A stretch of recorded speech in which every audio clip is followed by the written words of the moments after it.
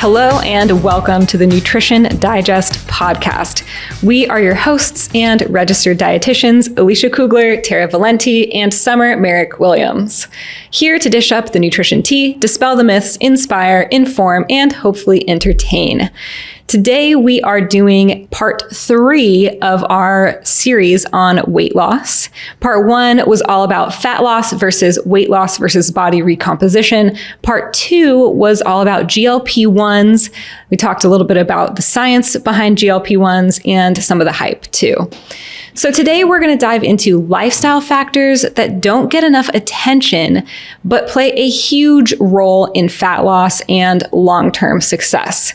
And as always, a quick reminder before we get started that none of the information we share in our podcasts should be considered medical advice. Everything we share is for informational purposes only.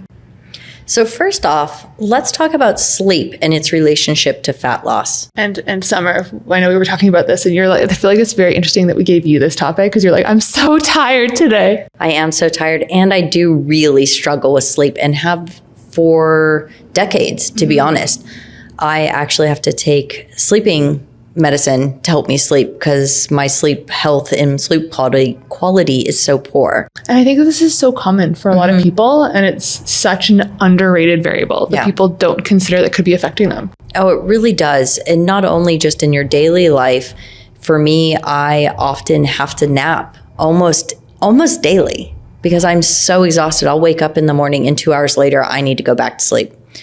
There's a lot of repercussions from poor sleep. So the research shows that having short sleep, less than 6 hours a night, is linked to increased cravings for high calorie, high carb foods. Disrupted hormones, such as your hunger hormones, such as increased ghrelin and decreased leptin. Those are your hunger and satiety hormones. Also increased cortisol and insulin resistance and less fat loss, even in calorie deficits. So it reduces your metabolic efficiency. And what does that mean, Summer? So that's how well and how efficient your body actually burns fat or decreases your fat. So we could have a lower caloric intake, so be in a deficit, which in most cases would cause us and help us decrease our fat mass. But because we're having such poor sleep, our body's not able to do that as efficiently. And some of the real life examples of that would be clients who are doing everything right. They're eating well, they're exercising regularly, but they're stuck due to this chronic sleep deprivation, and therefore their weight or their health isn't tracking in the way they want. I had a habit of being on a very, very strict caloric regimen when I was performing in Cirque du Soleil, but my sleep quality was so terrible. I even had my own napping couch when I was in Cirque. And it's kind of what comes first, the chicken or the egg. Was I so exhausted because I was reducing my calories too much? Or was I not functioning and exhausted all the time and not having the results that I wanted because I was not sleeping? I'm not exactly sure, but it definitely played a role in my performance. And ways we can improve on that, and this is a little bit vague, but it can be really, really helpful. Setting a consistent bedtime, so setting that nice nighttime routine, using blue light filters in the evening, maybe doing something specific every night to help you wind down. That could be journaling, taking a bath, stretching, having magnesium supplements, setting the phone down. There is so much evidence of doom scrolling, having your phone in bed that can really prohibit or inhibit quality sleep. So that's something that is incredibly important to do, is really set that bedtime routine. Think of getting blackout curtains. Think of setting the temperature, your thermostat, at a comfortable but cool temperature so you're not overheating. That can be also really troublesome for women going through periods when we're in our peri and postmenopausal age, when we're having those hot flashes. That can also be very disruptive to our sleep. Also, just again, making sure you don't have too much noise. If you need to have earplugs in or wear a sleep mask, all those things can be really, really helpful in setting that bedtime routine.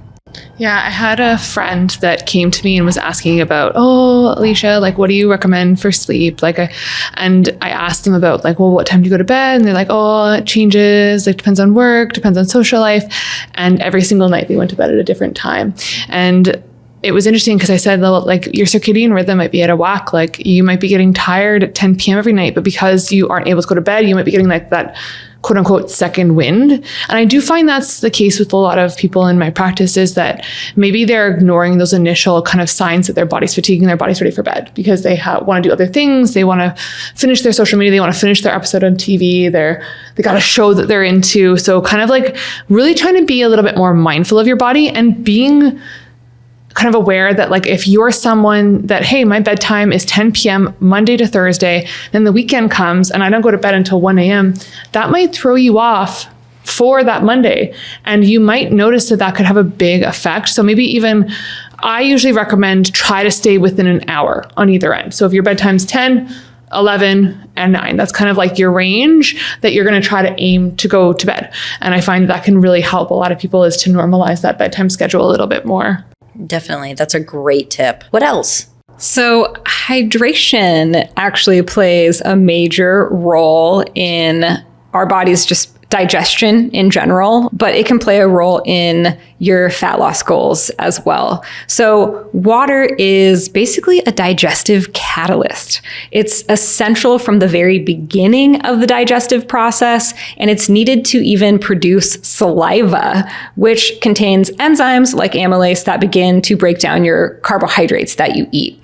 So you may have noticed that if you're dehydrated, you might have dry mouth. That is actually going to make the digestive process in your mouth not as good. So being hydrated is absolutely key. If your mouth is dry right now, probably should have a sip of water. Hydration also helps with gastric juice production, which, doesn't that sound disgusting? It does sound disgusting. Gastric juice.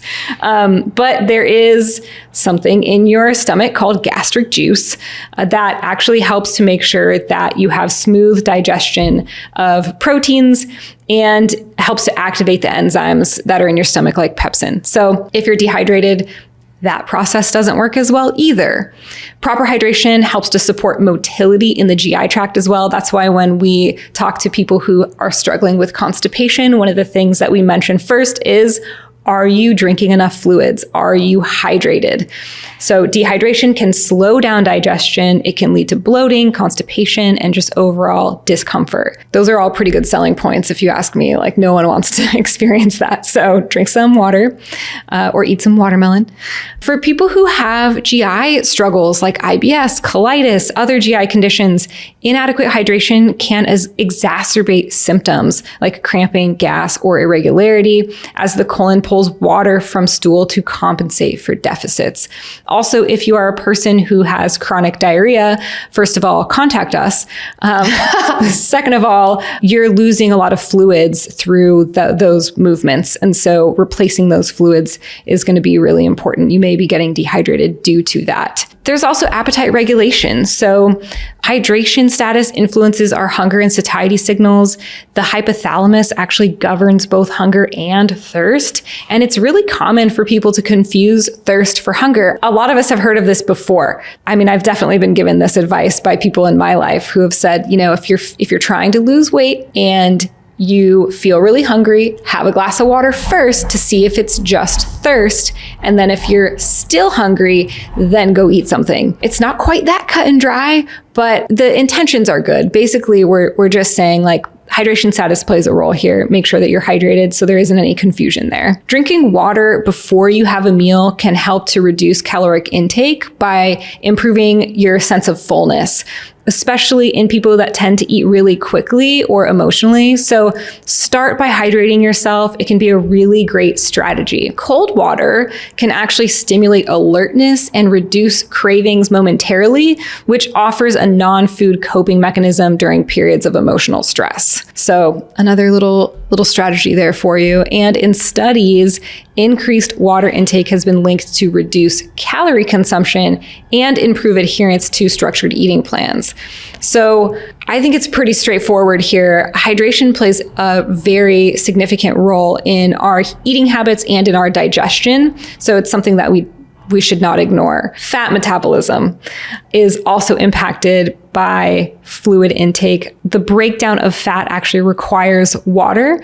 So the biochemical breakdown of fat requires hydrolysis, meaning water molecules help to break down triglycerides into free fatty acids and glycerol. And without adequate hydration, this process can become less efficient, which slows the body's ability to mobilize stored fat for energy. Water also helps with waste removal from fat loss, flushing byproducts like ketones, urea, and excess nitrogen through the kidneys. And finally, there's also energy, performance, and NEAT, or non-exercise activity thermogenesis. So even mild dehydration can impair energy levels, cognitive clarity, and physical performance, making people more likely to skip workouts and move less throughout the day. So low energy means low activity, means less daily calorie burn total. So ideally, we're starting our day with a glass of water before we have our coffee to help with digestion and hydration cues. We're drinking 1 to 2 cups of water 30 minutes before meals to support appetite regulation. Track your urine color as well, just to make sure that your hydration status is adequate. So we know that pale yellow is ideal for urine color, and monitor energy and digestion as hydration cues. I'm so glad you said that. I was going to ask you how you can tell if you are adequately hydrated. So thank you for talking about urine color. This is where InBody could actually help, because you can calculate your body water from an InBody. Oh. That's the one benefit is you take the total body water number divided by your body weight and you get hydration. Now, we did talk about InBody as a body composition tool in our prior episode. Not helpful. Not helpful, basically. Well, borderline helpful. Yeah, so take a listen. Yeah. But helpful in hydration. Perfect. That's basically the moral of the story. But you should go back and listen to it anyway if you haven't. Yes. So Tara was introducing the topic of NEAT, so the non-exercise activity thermogenesis. So when we think about exercise, we often just think about workouts, strength training, cardio. But how much you move during the day from this NEAT can actually play a big part in it.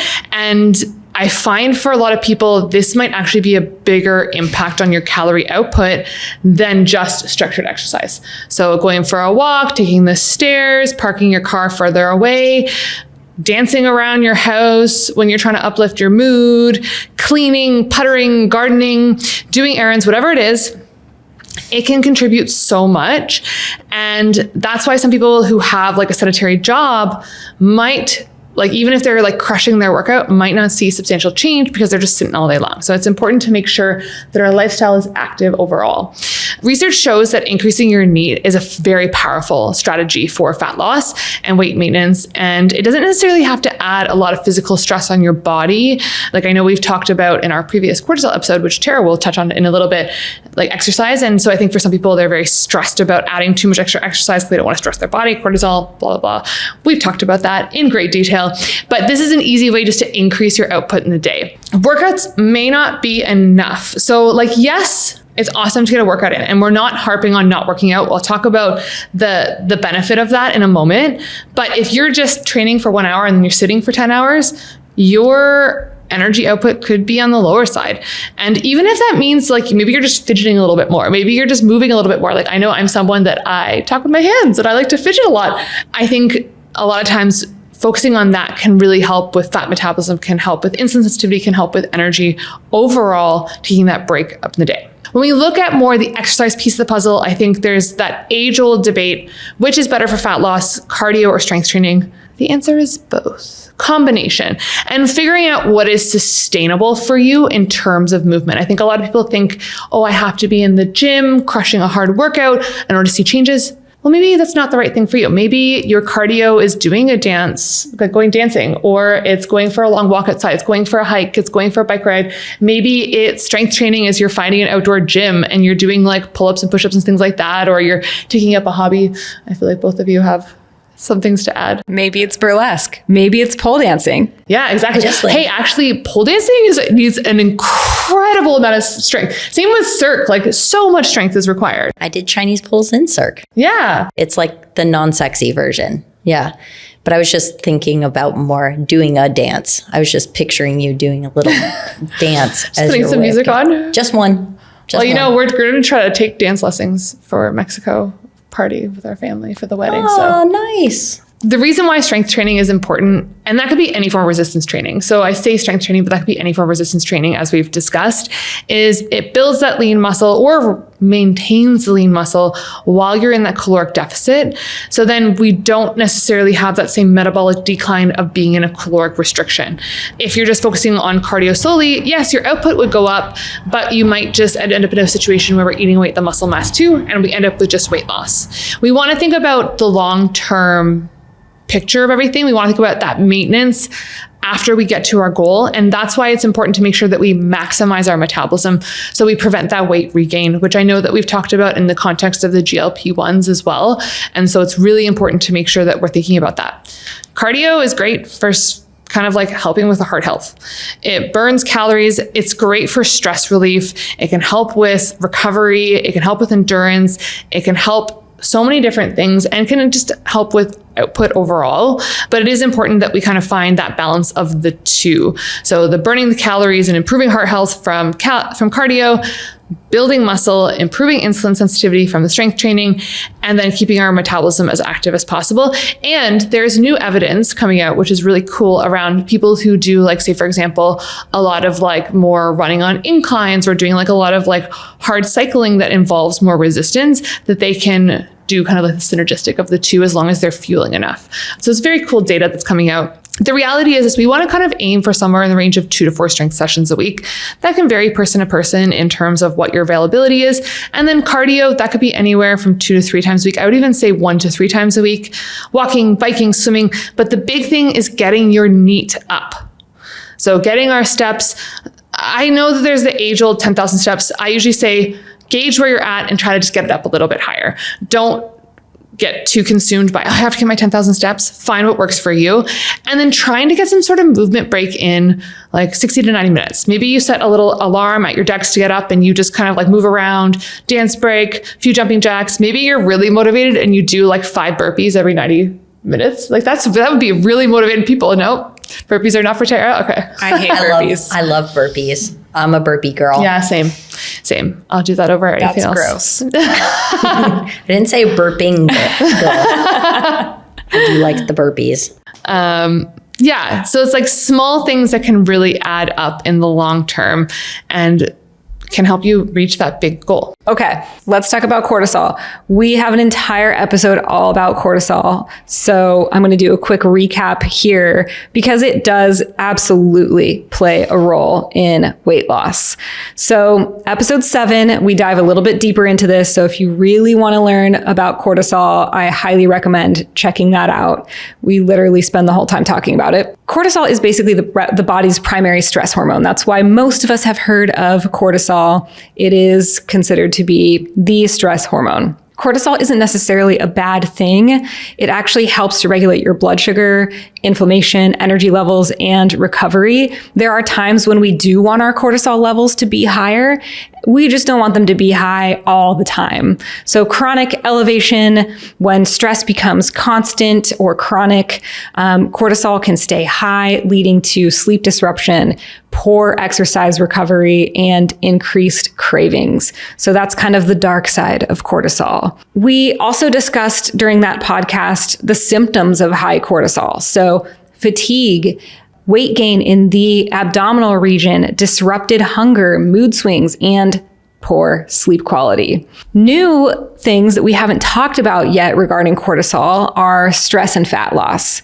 So stress and energy balance tend to interact with each other. Stress actually increases your appetite, in some people anyway, and it can suppress your appetite in others. So, and you may have experienced this. It kind of depends on your own individual reaction to stressful events and the intensity of the stress. Oftentimes with really, really high stress life events, your appetite will be decreased, whereas that kind of low grade constant stress tends to increase appetite. that can derail our consistent eating habits. Chronic stress may also reduce your NEAT, so your non-exercise activity thermogenesis that Alicia was just talking about, because your body subconsciously is going to conserve energy. That makes fat loss harder despite no change in your actual calorie intake. Cortisol can also increase insulin resistance, which can impair how your body utilizes carbohydrates and how it stores fat, especially visceral fat, which is the fat that is found around your midsection or in your abdominal cavity. Stress, cravings, and emotional eating obviously are very linked. High stress tends to disrupt ghrelin and leptin. Those are your hunger hormones. And that often leads to increased cravings for hyper-palatable foods. So those are foods that are that amazing combination of sweet, salty, and fatty. So ice cream and pizza. I would say, well, okay, pizza isn't necessarily sweet, but we've got those like the crust is like that refined carbohydrate. Or if you're like me and you like pineapple on your pizza. Ooh, so good. Yeah. Pineapple and ham or pineapple and bacon or Okay. And okay. jalapenos. Pause. Let's do the age-old debate. So we are Hawaiian pizza. Yeah. So pineapple, it's ham. Canadian. Come on. Invented in Canada. Fun fact of the day. Hawaiian pizza is invented in Canada. Thank you, Canada. Thanks, Canada. I actually am one of the few that's on the fence. I can go either way. I don't hate Rare. it. I don't love it. I'm the Switzerland of Hawaiian pizza. So I will also say for our locals who are listening to this, pizza place on Noriega, it's literally called the Pizza Place. Oh. They have a slice called Big Wave Dave. And it's not a Hawaiian pizza. It's kind of like a hodgepodge of a bunch of things, but it has bacon and pineapple and jalapenos and yes, please. cilantro. And that's like my favorite slice. That sounds good. See, I'm a sucker for goat cheese. It sounds really weird. So I know you don't like goat cheese. love Goat goat cheese, cheese. fig, and like yeah. prosciutto on a pizza. Oh, That 100%. combination. So 100%. good. But you could easily do stracciatella instead of you do stracciatella, fig, and prosciutto. I was going to on say, you pizza. got to do a fig. Yeah. Cause that's Yeah. the sweet, right? When I'm cooking, those are the things I often think about. Like we have to have kind of like a salty, sweet, fatty combo. And you can do that in a very nutrient dense way. Definitely. Or you can do it on a slice of Big Wave Dave. Dude, that sounds so good. I wish we could go there after this. Okay. I always get derailed by pizza because it is my favorite food. So you might find that if your stress levels are higher than usual, you're a lot more likely to go get a slice of Big Wave Dave. Emotional eating tends to become more likely when you're feeling stressed. I think we have all experienced this. We tend to want those comfort foods a little bit more when things are getting really hard in life. And it's also more prevalent in the evening when your stress has compounded and your willpower is at its lowest at the end of the day. Like you might do really well with breakfast, not as good with lunch, and then after dinner / after the workday is over, things just kind of fall apart. So we want to set ourselves up for success if you notice that's a pattern for you. This can create a restrict, binge, guilt cycle that makes long-term weight management even harder in some cases. Recovery and adaptation is also impacted by your cortisol levels and stress levels. Inadequate stress recovery, whether that is mental or physical, blunts results from exercise, which isn't that just horrible? Like you're putting in the work, you're doing all the things you feel like you're supposed to be doing, but if your stress levels are too high, you're not actually going to benefit from that work quite as much as you would if you were managing your stress a little bit better. So something to think about if you're putting in the work, but your life is just absolutely chaos. Try to figure out a way to get that nervous system to chill out a little bit. People often overtrain and under-recover in the pursuit of weight loss, but that adds stress and that can actually stall progress because of inflammation and poor sleep. So how do we combat stress for better fat loss? Sleep is the #1 recovery tool. So ideally, you're getting 7 to 9 hours a night. That's going to be very individually based. I am like an 8.5 hours kind of girl over here, 9 hours during a tough training cycle. There is nothing to be ashamed of if you need a lot of sleep. This is going to help to support hormone regulation, your hunger signals, recovery, and energy. You also want to do your best to manage stress proactively, not reactively, which I understand is very much easier said than done, especially when you're feeling stressed. So try your best to incorporate daily decompression. Things like breathwork, meditation, stretching, even journaling can be really helpful for this. Boundaries around work and screens. Again, easier said than done, especially around work. But the screen time, I feel like we can all do better with, myself included. And also saying no to things, saying no to overcommitments can be really monumental.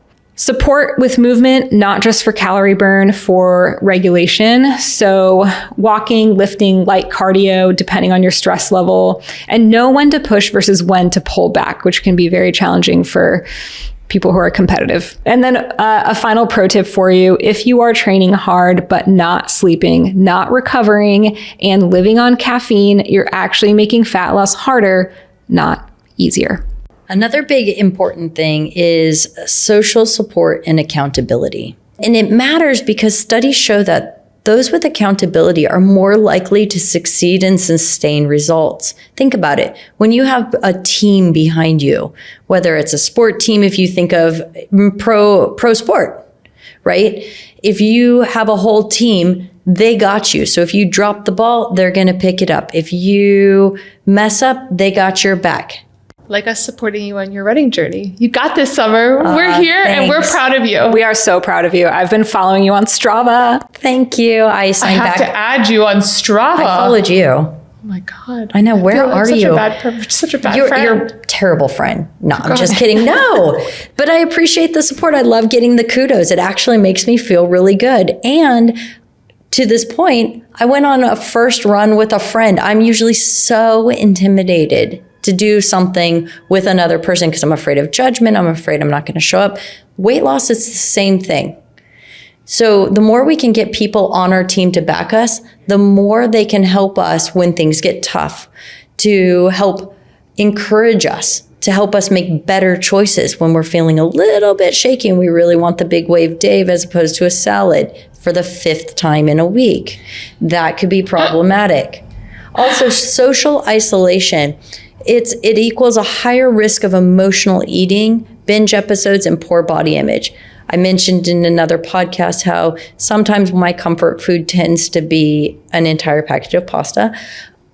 That often only happens when I'm alone and I'm not very happy. It can sometimes be when I'm happy, but often it's when I'm feeling isolated, when I'm feeling down. That's my comfort food, and that's okay. But having a team behind you can be really, really helpful to help you make smarter choices, or maybe better or more nutritious choices, or go for that run when you don't really feel like it. Go a little bit further, get to the gym when you know you have someone you can have accountability to. And that's a big part of in our journey as dietitians. I think that's one of the biggest things that our clients really rely on, is not necessarily only us telling them and providing information and education, but having the accountability piece. The same goes with our own journeys as well. 100%. I think that I think I've said this a million times, but I do feel like most of what we do as dietitians is actually that accountability piece. 100%. And I have clients too that don't need any more nutrition help. And our check-ins will literally be 15 to 20 minutes long because they just want the accountability factor, knowing that they have someone that they have to answer to. Not that I'm going to beat them if they've eaten Big Wave Dave 5 days in a row, but it's more they want to know that there's a reason that they're doing this. They're paying money. It's the same reason a lot of people have a personal trainer. You've invested in that. Someone's relying on you, or you're relying on them for positive feedback. This is why I have a running coach. 100%. There is something about having someone out there in the universe that is making sure that I do the stuff that I said I'm going to do. Yeah. It's amazing. And even just to have that person, I feel like sometimes when you're in a role where you're helping other people, so this could be anybody, healthcare, dietitian, any role where you're taking care of other people or dealing with other people, to have somebody else provide you guidance and to check in on you, it's so nice. I mean, as a personal trainer too, I love someone telling me what to do for a workout, whether that's when I do a Peloton class, whether it's a workout or on the bike. personal trainer to tell me what to do on how I'm going to reach my goals instead of me trying to figure it out. It's the same way doing this 10K. I didn't make up my own running plan. I sought one out to figure out how I'm going to do this and succeed. And knowing that I have you guys to know and support that I'm doing this, but also if I don't do it, I'm going to feel bad. I want to prove that I can do this. And I'm purposely putting it on Instagram, which is not easy for me to do. I'm doing reels, which is really uncomfortable because I want the accountability piece. And I also want to hopefully I can inspire others who are not as comfortable with running or doing something to stand up and 100%. Try it. Yeah, actually, you added another cool way to make yourself accountable. So I think it's important to have all of the things set up and have like a well-rounded support system. And one of the things that can also help is signing up for something, actually putting some money in, investing in the thing that you're trying to do, whether that's signing up for a race, which is what you have just done, or working with a dietitian or a coach or a personal trainer or somebody like that. Because as soon as you have money in the game, it changes things a little bit, and it can make you a little bit more accountable and likely to actually get the job done. 100%. And some other ways in addition to that on building support is, like we just mentioned, share your goals with your friend, a partner, put it on social media, join a program, a community, or a coach to work with. Sign up for something, sign up for a dietitian, sign up for a race, sign up with a personal trainer. Not all these things also cost money.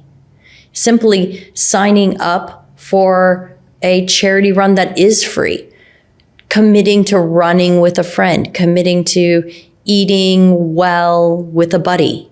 You know, those are not necessarily things that have a huge financial output. Yeah. Also, using group chats or check-ins for accountability. There's another great way to just get that support you need in any goal that you have. Yeah. It doesn't have to just be food or fitness. It could be anything. I used to teach boot camp classes that was like an all women's, and I'm sure some of the women are listening to this and being like, yeah, I remember that. But we would often create a group chat with all the people that came to the boot camp so they could support each other for showing up and staying on top of their food goals and things like that, which I think is like having some sort of like group chat like that is so helpful. So like when you have a shitty day, it's like you put in there, be like, I'm not feeling motivated. I need someone to hype me up. Right. And one other thing, in just taking it away from food and fitness for a moment, it's just as important to have that social support in your personal life. As you guys know, and our audience knows, I moved back from Australia.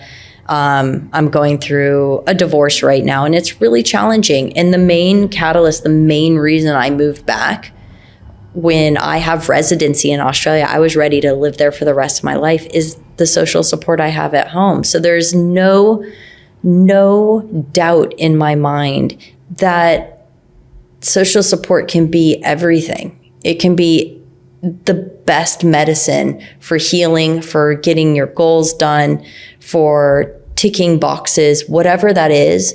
The importance of that is spectacular and is incredibly beneficial. So let's wrap this up with some key takeaways here. Fat loss is about way more than just food. We have to look at this from a holistic perspective and ask ourselves if we're doing everything we possibly can to set ourselves up for success, whether that is sleep, hydration, stress, or managing your stress, activity, and social support. All of these things matter, and they're also, for the most part, with our control. Most of these things we can make positive steps toward improving.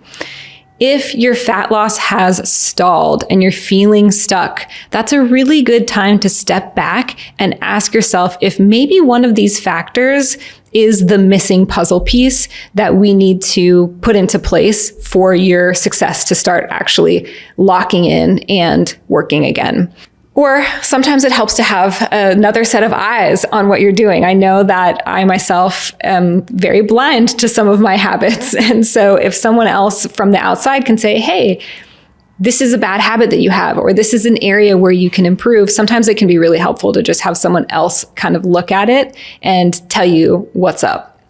So here are some ideas for you to maybe try this next week. Do a little reflection. Ask yourself, which of these areas are you absolutely crushing? And which one of these areas do you feel like you could do a little better in? Maybe it needs a little bit of extra attention.